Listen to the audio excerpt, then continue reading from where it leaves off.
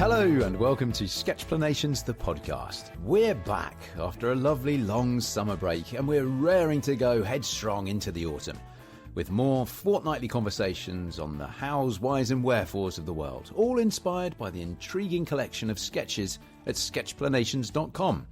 I'm engineer and broadcaster Rob Bell, and joining me is designer and creator of Sketchplanations Jono Hey and entrepreneur and past winner of The Apprentice, Tom Pellereau. Hello. Hello. It's been a little while, chaps. It has. You're looking well, Rob. Thanks, mate. The summer's been and gone. We've all got our summer glows, our summer tans. Not gone yet, is it? Oh. We're in September. It is autumn, isn't it? It feels like it already. But it's good to be back. Definitely. It is lovely to be back. So let's crack straight on. This time we're talking about ways to instantly feel better. Now, you should be able to see Jono's sketch for this up on your podcast player screens now as the artwork for the episode. But I definitely urge you to follow the link in the show notes to see the sketch in a larger format at sketchplanations.com as you listen, if you can, at least. So that's a pretty compelling opening line, right? Listen to this episode to find out ways to instantly feel better in yourself. Yeah, the Daily Mail would love that. It is a proper clickbait title before. It's It feels like that. But Jono, can you kick us off and just make sure we all feel better than we do now? I don't know if I can guarantee that, but can you give us a flavour of what this sketchplanation is about and why you wanted to draw it? Yeah, I will agree with you that it's a well-named meme, I would probably call it. So this is not a wholly original creation by any means. It's something I saw. It was shared by an account I follow called Information is Beautiful, which is run by David McCandless, and he's run a few amazing books of displaying information in beautiful ways. Anyway, he shared a version of this, which is How to Instantly Feel Better, which, I want to read just from that title.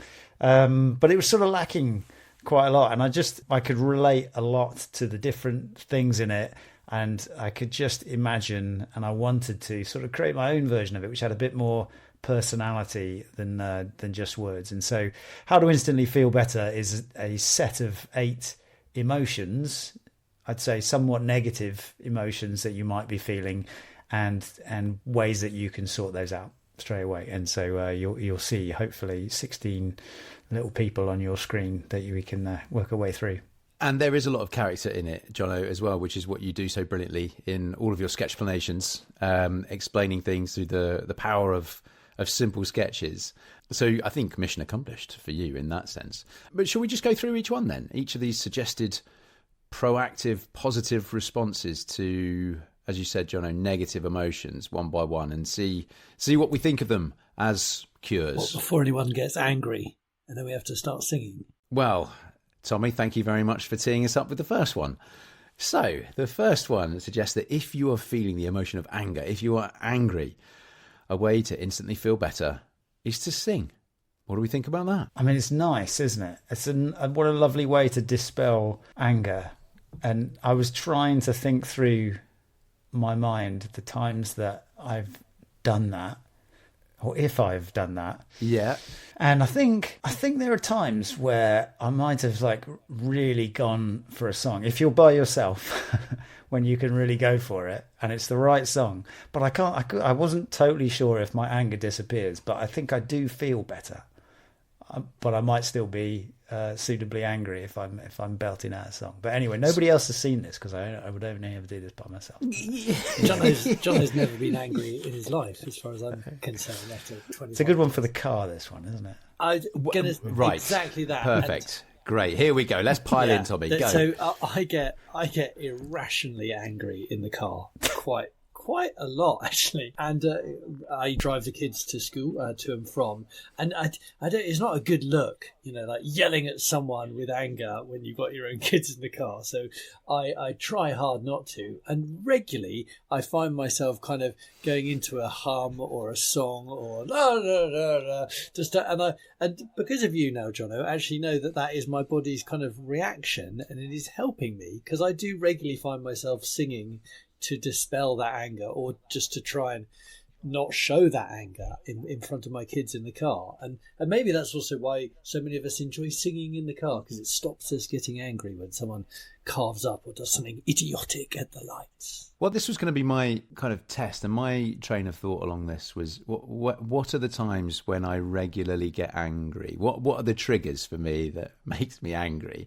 Tommy, driving, I think, is one that's very, very common. I'm sure a lot of people can relate to that. And so the singing, I don't think I do sing when I feel angry. So this is a really good one for me. Give it a try. I will give it a try. Just hum a few bars. Like, I think just this sort of starting there, just la la la la la, it just sort of makes you feel more joyful. I think sometimes. You sound drunk. Drunks can be very joyful. Drunks is good as well. I guess that's not one of the options. But when I was thinking about my life, the thing that I tend to get angry at, I was going to say regularly, frequently, it's tech. It's when tech doesn't do what I want it to do. Because I'm not interested enough to understand how tech works. I'm not that interested in tech. I'm not interested in how it works. I am so curious and love understanding how so many things in this world work. But when it comes to tech, I just don't care. I just need it to work. And occasionally idiots on the road. But my release for that, again, if I'm on my own, if I know I'm in the house on my own, is I just let out this guttural, really loud scream. And it's really short. It's about a second long, but it's so loud. Sometimes it scares me. So I'm going to try and replace that with singing now, whenever that happens. Because you're a good singer as well, right? You can sing well. Oh, yeah. I've seen you play. You know, you weren't. You've seen me play. You haven't heard me sing. You were also like a backing singer. You don't. You know, I've never seen you as the lead singer in a band, but you're always like the backing singer. God. You can hold the tune. Well. He builds you up. He builds you up. I've never been a lead singer, but I will try that. But I was thinking that I do quite a lot of nonsensical singing at the moment, the kind of la-di-da-di-da type stuff, because I've got a really, really young daughter, and so you just end up singing everything to her. You know, we're going down the shop, and what do you want to buy? It makes them smile, right, doesn't it? It really does. Exactly. Well, and so there's a link there, right? So if you can make yourself smile when you're angry, maybe that's it. And I'm not sure it necessarily has to be singing. It could just be any form of kind of music. You know, strumming along or humming or kind of making some kind of tune, I think works possibly just as well. But what is it? What's going on when you introduce some form of music or singing that relieves that anger? Dr. Hey, I'm sure, can explain. Wow. Yeah, I don't know, but I would say that the singing is very close to you just letting out that scream, right? It's the same kind of reaction, isn't it? But maybe channeled in a slightly nicer way. Maybe we need to pick the right song. Pick the right song, which... puts our anger back in place, gives us some perspective. There is, I think they're a Belgian pretty heavy metal band called, I think they're called Gorefest, and a lot of their singing is basically screaming. So arguably, I am doing it. Singing. That's lovely. Look up Gorefest, you'll see what I mean. Or maybe not. Let's move on to the second emotion. I went down the left-hand side, then down the right-hand column, Jono. So I've gone to, if you're feeling burned out, the suggestion is go for a walk. I mean, going for a walk, it just comes up again and again, doesn't it? It's pretty much cure for so much stuff. I was thinking that if you're burned out, we should probably also have sleep here. That's probably not a bad one to have if you're burned out. But certainly going for a walk outside is a fantastic cure, I would say, for me, to help me feel better if I'm feeling burned out. Even if I'm feeling, you know, if you've had a long day at work and you're on your commute back or something and there's a walking stretch, there's something about that little bit of walking that really helps, which is actually, I think you miss out if you drive like door to door. It's actually quite nice to get out of the train station and have that 10-minute walk, and you're sort of reset when you come back in the door somewhat. So. With commutes especially?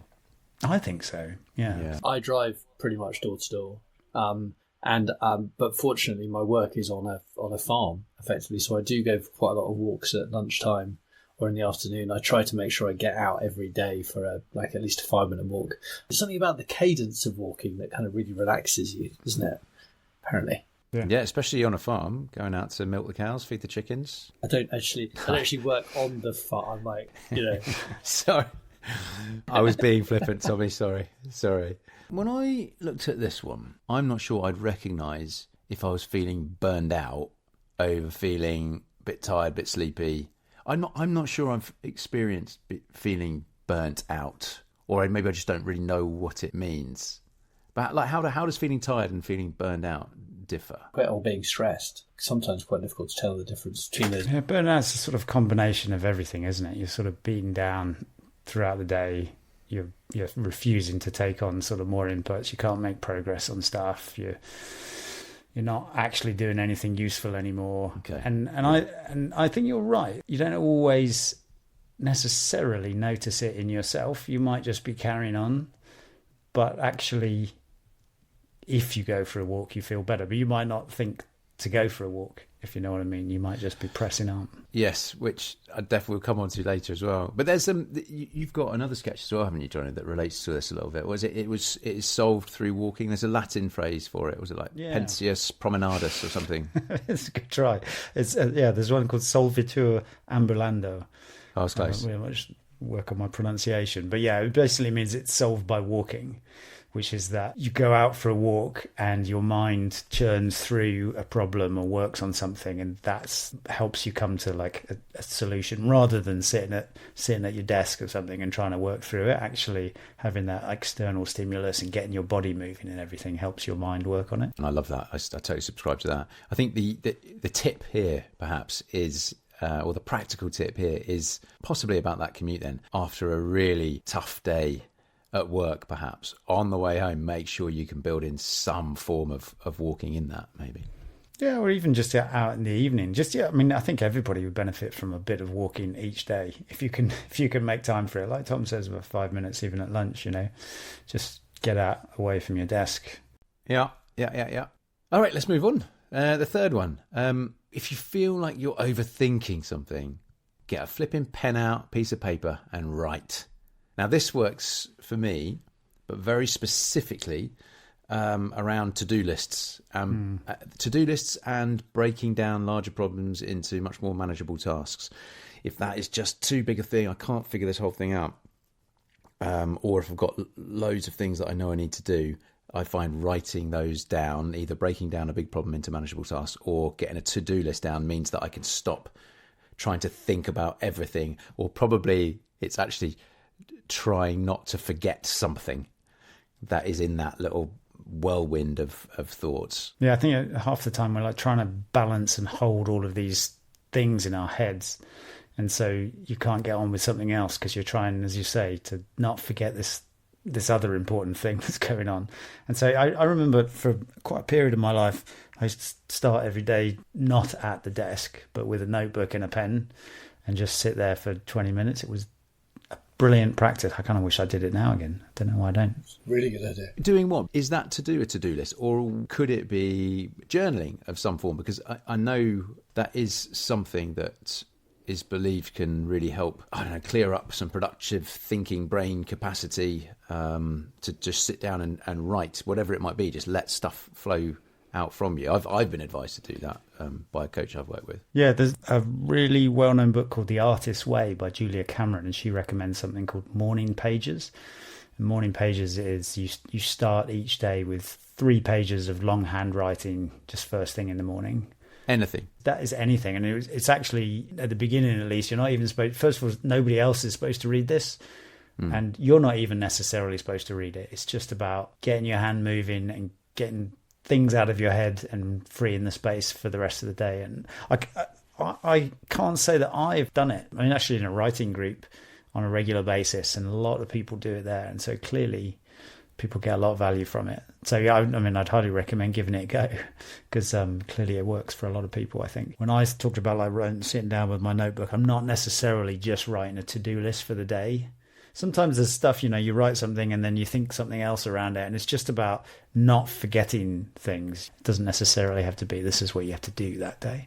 But I think, the morning pages is even more general than that. Just write 3 pages, don't stop, start to finish. Yeah, get the brain lubricated and fluent. Yeah, so we should try it. Are you overthinking much these days? No, but I have tried a little bit of journaling, just sitting down and writing. I think I probably started laughing to myself. I was like, I had no idea. I'm just letting my hand just write. It's the kind of, I ended up writing the kind of thing I do when I'm having a fake phone conversation when I'm trying to ignore somebody. is just absolute nonsense. I have done an exercise once where you literally, you're not supposed to stop writing, like you can't lift your pen off the paper, it's got to keep moving, and you end up doing things like, I'm still writing this sentence even though it's going on and on, that kind of junk. But you get past that and other stuff comes out, and if you keep doing it. I've got a thought for you. It's one of my new favourite things to use AI with, in the fact that I don't find I can write down stuff quick enough, and I also don't find I can type. So I've started to dictate to an AI quite regularly when I've just got so much on my mind of various different things to get done. And what I love is the fact that I can just drivel on it. I can say, oh yeah, I've got to do this, and can you remind me, I've got to talk to Sarah about this, and I've got to do that for the school, and I've got to work on it, and da. And AI is amazing at taking completely unrelated sort of blurge of information and then reordering it into, okay, you wanted to talk to Brandon about these 5 things, you wanted to do these for home, you wanted to do, and it is really powerful way, and you can get so much information out so quickly that they're like, okay, breathe, and now I can look at that list or that text that it's created, which is usually much nicer than I could have written, and I've found it really quite useful. They're now written down so I can be more relaxed. Very good. Right, the next one. If you're feeling anxious, a way to instantly make yourself feel better is to breathe. Now, I used to think this was a little bit hippy-dippy. I'm going to say, just breathe, just breathe. But boy, it works. I fully subscribe to this one. But also, I now know there's science, right? There's physiology to it as well. One of the articles I found, a version of this list on, talked about these science-backed ways to instantly feel better. And of all of these, certainly breathing as a way of controlling your body's signal, bringing your heart rate down, and bringing your breathing rate down, and allowing you to focus and concentrate properly again, is undoubtedly effective. You do some of this in antenatal classes, right? You do, the breathing to get your body away from the fight and flight mode that it might be feeling in, to get it back into calm, relaxed mode. And you breathing sends very different messages to your brain by the chemicals that you're releasing or not releasing in that way. I won't go into all the physiology of it, but it is bloody good hard science behind this one. And I actively do it if I'm about to go on stage for a live gig. If I'm doing something live, like, I don't know, after dinner or hosting events or something, I will backstage do some deep breaths before I go on, which I find is very calming because I've always got a few little nerves before I get started. And before I go to sleep, when I'm in bed sometimes, if I've had a busy day, like we were talking about earlier, I find some just deep, controlled breathing really helps. Just, okay, everything's good, everything's fine, we're nice and relaxed. Yeah, I think even a minute of it is remarkably effective. Yeah, the little person sat on the chair. Yes, on the sketch. We should talk about the sketch in each one as well, because they're very fun. Anyway, yeah, so they've got their hand on their belly and their hand on their chest, and they've got 4 little dots because, in my mind, they were doing what's called box breathing. Very good. Which I have a sketch on also, and it's called box breathing because you breathe in, and you imagine going up one side of a box for the count of 4, and then you hold along the top of the box for 4, and then you breathe out slowly for 4, and then you hold with your breath out for 4, and you come back round for the square. And I just imagine this little person doing that, and everything suddenly feeling calm. Look how calm they look. They look calm, especially compared to the anxious lad who's struggling. I don't know. I don't know what he's going to do with that chair. Tommy, do you use or have you used breathing techniques in the past to help alleviate anxiety in a situation? Not enough. I think would be the honest answer to that. I think it's a very good idea. As you say, before going on stage, it's a really good plan. I've got a couple of big events next week, so I'll make sure I do that. I know whenever I do go on stage, my first 30 seconds can be quite quick in terms of the delivery of what I'm saying. The adrenaline's going, and so I'm banging through it. Whereas as an audience member, I would feel more reassured by whoever it was who was up on stage if there was an element of calmness about them. Yeah, we did a really fun episode on something called the awkwardness vortex, which was exactly this kind of thing when you might be in that sort of situation and then you start focusing on your body and you start sweating and you're wondering what people are thinking about it. And breathing is just the right sort of technique to help get out of that vortex of downward spiral of anxiety and awkwardness. And do you know the lovely one about this is we have to breathe anyway. Right? That is true, isn't it? Yeah. All you have to do is just do it a bit harder. Well, you say that, but actually one of the things I thought about when I was doing this is sometimes when I'm feeling anxious or if I'm trying to do something really hard, I've had coaches or an instructor tell me, don't forget to breathe. And you realise that you're sat there and you're actually holding your breath because you're concentrating so hard on something that you forgot to breathe. And of course, breathing, as you say, is quite useful, and it helps our body function properly. So you say we have to do it anyway, but it's easy to forget if you're feeling really anxious.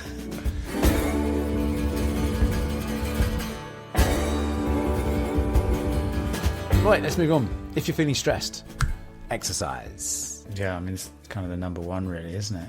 I would say that the two of you are incredibly consciously competent that when you're stressed, that exercise is the solution. Whereas I would say a lot of us think that drinking or watching telly or eating foods are kind of the best thing for this. Which I noticed that drinking alcohol, stuffing chocolate in your face, eating sweets are nowhere to be seen on this list, which true, is what that. a lot of us would normally turn to. Like, for example, eating Haribo, one of my best how to instantly feel better, doesn't seem to appear on Jono's list. Neither does coffee, alcohol. It's a very different list to I think what many might feel should be on here. But in terms of stressed, I've had a very stressful couple of days.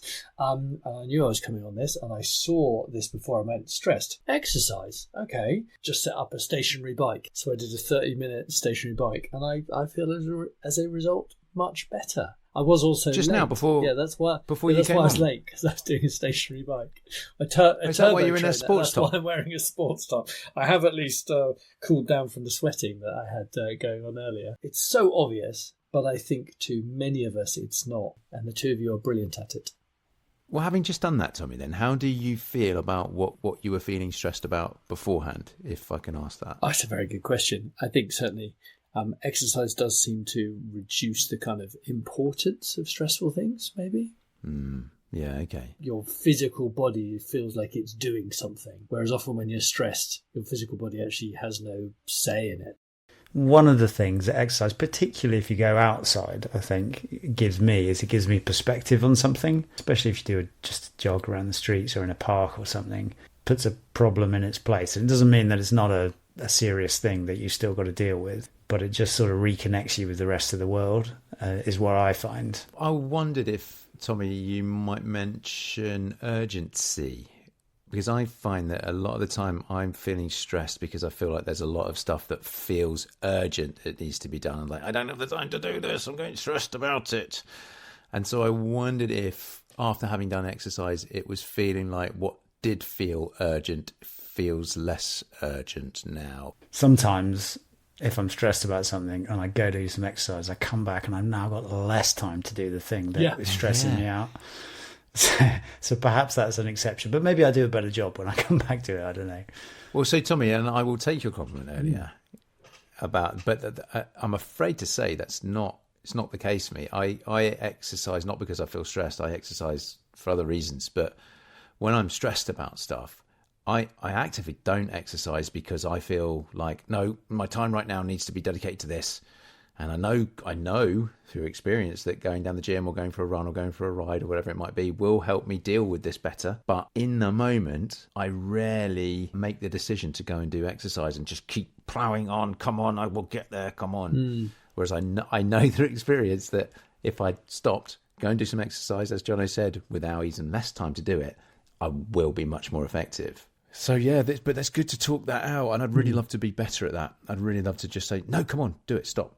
One of the things run that away irritates me about exercise is how hot and sweaty you get. You then have to have a shower or you then have to cool down, and that can double the amount of time that the exercise takes, which does slightly irritate me. And I look forward to sorting that out.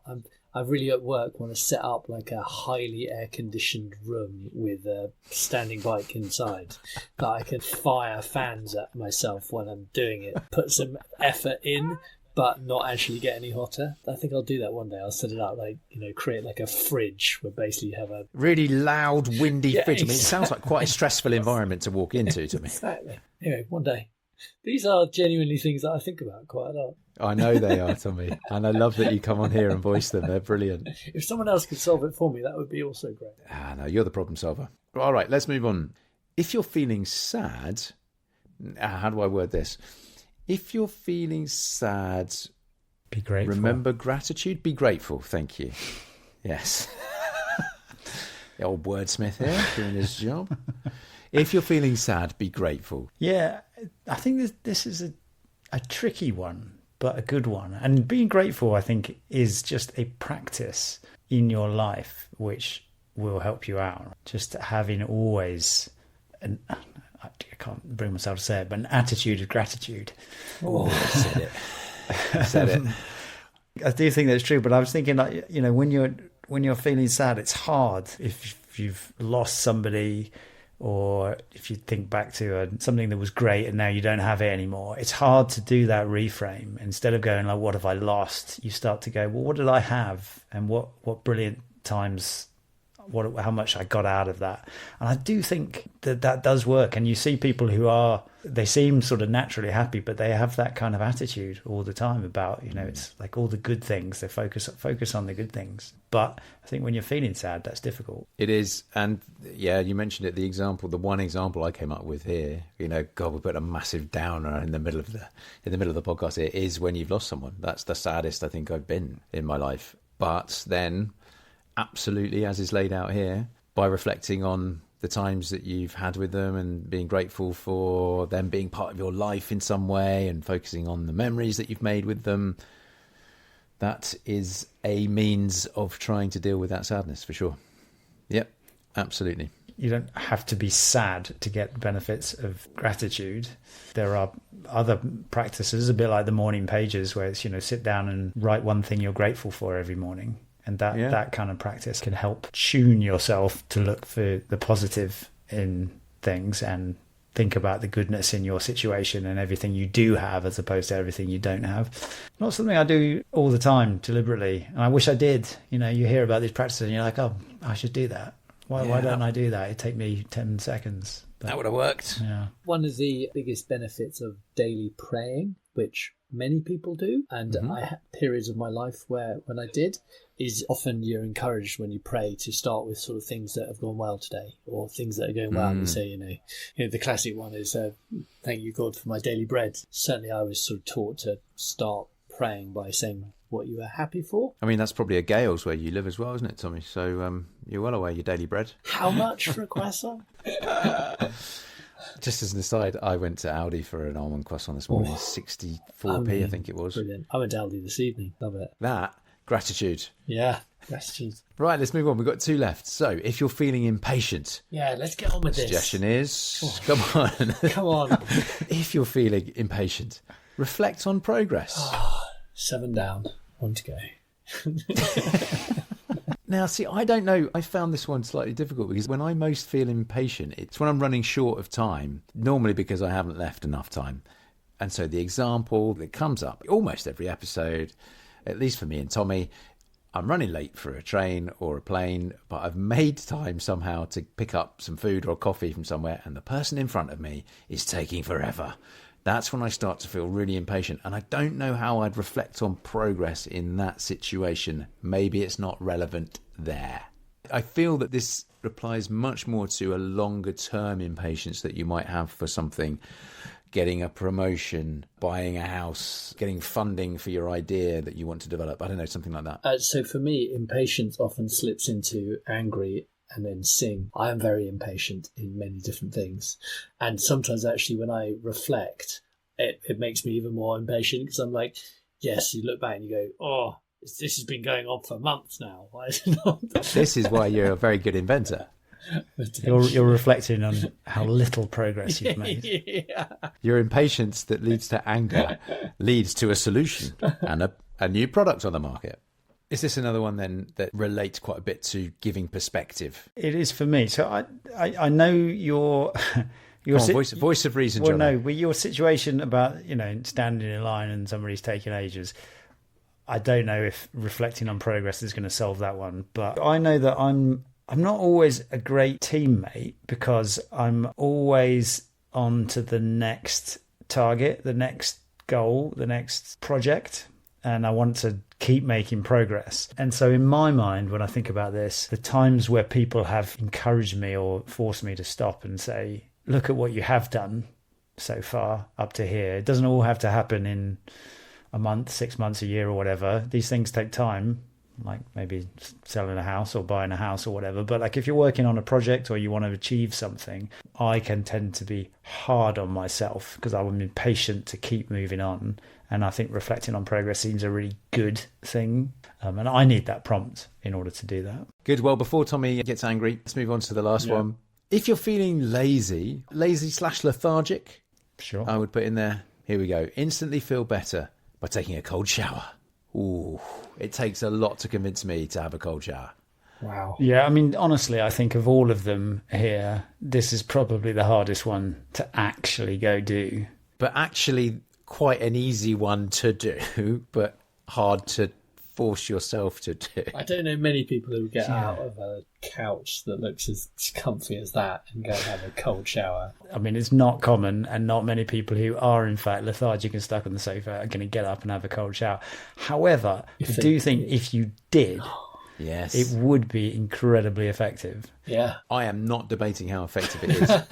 I know it works.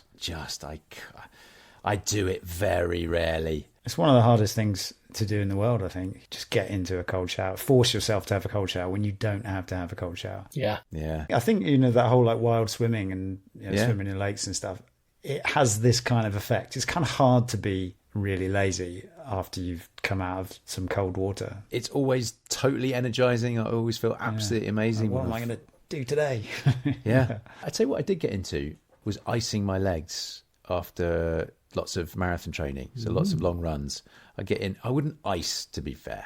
I'd just run a cold bath and I'd get my legs into the cold bath, and that is great. It's brilliant. It is. You come out like, right, I'm knackered from having just run 30 kilometers, but I am so fired up. Let's go and do some stuff. I think it's just putting your feet in cold water can also do a similar thing. Yeah. Well, now we're talking. So we could just do that. You're not making any progress at your desk. Just get a bucket of cold water, stick your feet in, see what you pump out next hour. Yeah. And there's physiology, right? There's science behind this one as well. It's the opposite of the breathe effect, really, in many senses. It kicks in the fight or flight type reaction and response. Right, you've got all your good hormones, your dopamine, your endorphins are all flying, like shock to the system. Let's go. Yeah, no, absolutely. I should say the chap struggling with the shower there is the one I had in mind. I don't know if you've ever seen Groundhog Day, but there's like a few just random scenes of Bill Murray struggling to get the shower, which is either scalding hot or freezing cold. Yes. And it doesn't really bear on the story at all, except that he just hates being stuck in this place. But it's very funny watching him struggle with the freezing shower or the scalding shower. It's the repetition of the gag that makes it so good, right, in Groundhog Day. And is that where he starts every day as well? Yeah, exactly. Well, yeah, he wakes up in bed and then, I got you, babe. Good for you. If you're feeling lazy and you go have a cold shower, let us know, because I'm impressed. My wife's very good at it. Yeah. Well, there they are. 8 suggestions of how to instantly feel better from negative emotions by taking proactive action to move forwards. I don't think you're going to be one of those headline writers in a hurry. Well, yeah, okay. Well, I was just describing again. Pithy comments and heckling. Is there anything else anyone would like to add apart from the heckles, Tommy? I got 2 quick things.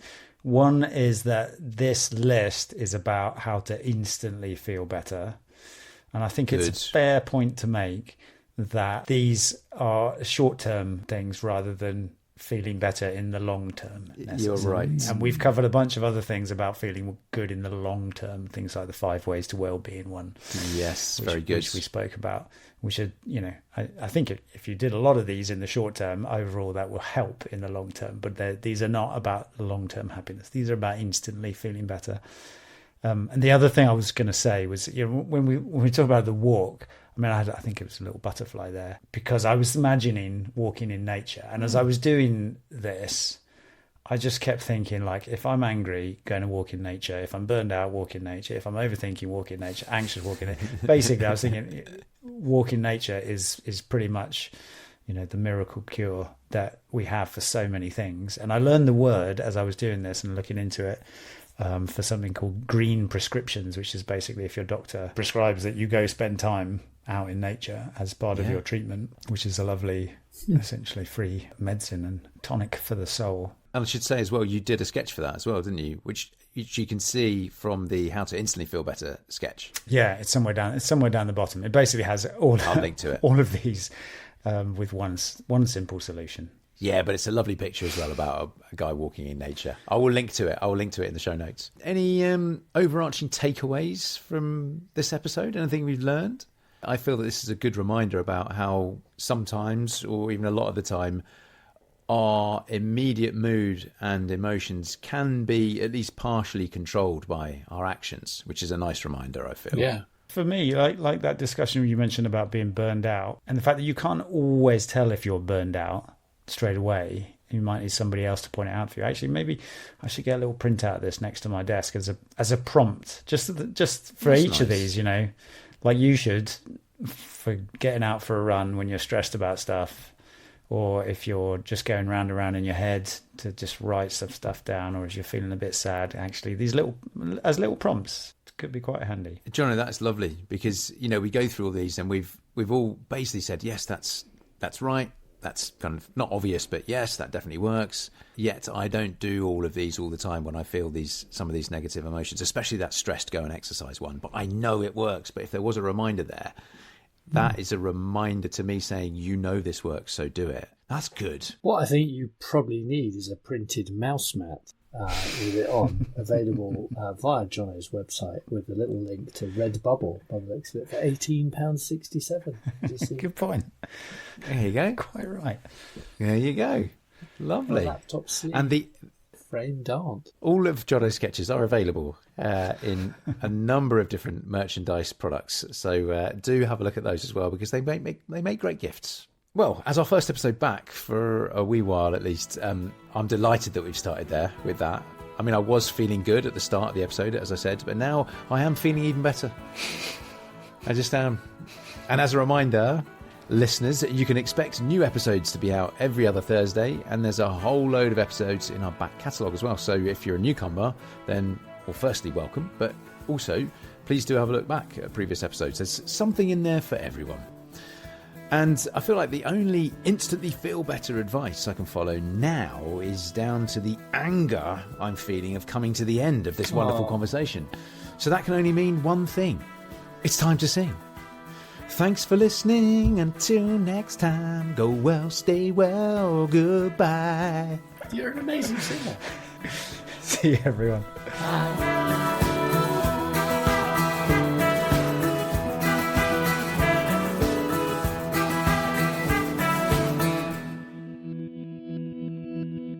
All music on this podcast series is provided by the very talented Frank Cinelli.